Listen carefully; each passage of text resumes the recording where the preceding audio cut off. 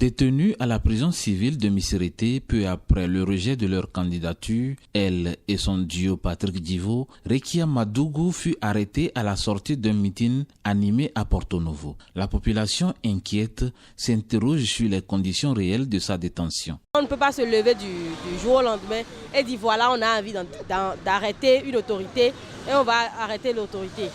C'est forcément, elle a commis quelque chose, un crime. C'est forcément qu'elle a violé la loi béninoise, qu'elle a été arrêtée. Toujours est-il qu'il doit y avoir un problème. Parce qu'il y a eu des soupçons au fait qui ont peut-être jeté un peu de discrédit sur sa personne, sur sa personnalité. Ancien ministre et troisième vice-président du parti Les Démocrates, Alassane Tigri se prononce sur les faits réels sur l'arrestation de Rekia Madougou et sa vie carcérale. Les avocats ont révélé effectivement que notre candidate connaît une existence carcérale inhumaine et dégradante.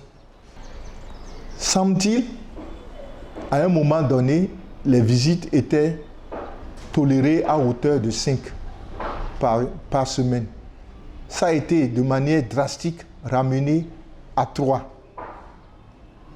Elle ne peut pas se nourrir sur la base de ce que ses parents lui apportent. Elle ne peut pas recevoir ses enfants.